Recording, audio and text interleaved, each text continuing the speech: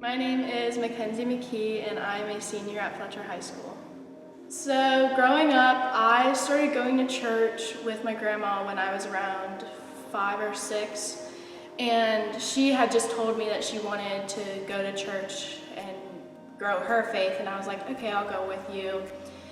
I don't really think that I knew what it was all about. I just knew that it was like the stories, and I knew it was just explaining how it all went down, but I never really got a full in-depth picture of what the gospel really was and what I was supposed to be getting from it.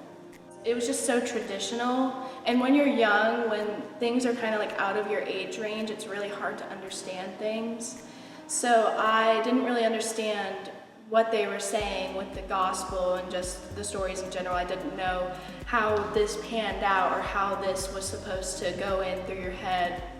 Yeah, I understood who Jesus was, and I knew I always believed that there was something higher than us, and that he was always the Son of God, and that I always understood that whole concept. It was just the fact that the way people were saying it and saying all these stories of how he was this great savior, I was just kind of well, that's strange, because we live in a world today where it's just kind of hard to understand that kind of stuff. And especially when you're at such a young age, it's really hard to comprehend that there was someone before everyone else. I didn't really understand what it meant to give my life to Christ and to follow him in salvation. It was just kind of you go to church every Sunday, you do worship, you sing songs that are built for him or made for him. And then it was just kind of a concept of, you hear people giving their life to Christ, but you don't know what it is. I definitely started to doubt if there was really a God or things like that, because I was going through a tough time and it just kind of felt like no one was there and no one was listening. I didn't really have a relationship with him, not a good one at least. I was consistent with going to church, but I didn't really understand it fully, so I never really grew that relationship with him like I do today. So I remember I was about 13, 14. I was just going into my freshman year of high school.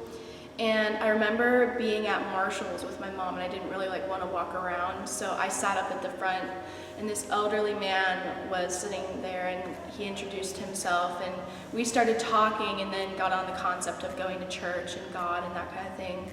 And I was telling him, what do you, how do you not doubt, God?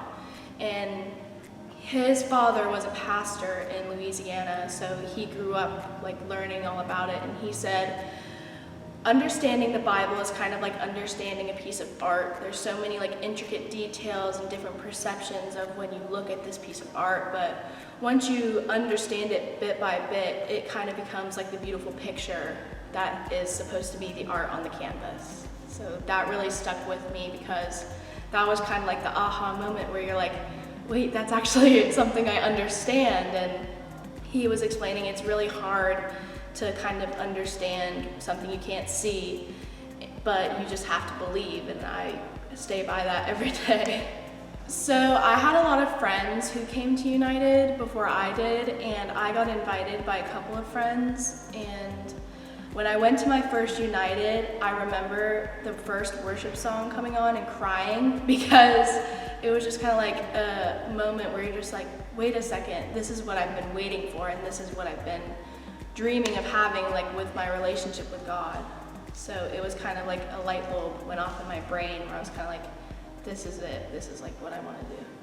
And things started to kind of get better with understanding, and I still struggle to this day. And just going to life groups, you kind of realize that you're not alone in having those doubts. Other people in your group, the other girls in my group, they've had doubts as well, and it kind of makes you feel you're not alone, which is a great feeling to have, because I think my biggest doubt was, well, I'm the only one feeling this isn't going to get me through it. But finding out that other people have those doubts is definitely worth it. And knowing that Jesus saved me was kind of almost you have this rope weight just tugging down on your shoulders. And when I gave my life to Christ, I was kind of getting that rope taken off me, which was kind of a breath of fresh air.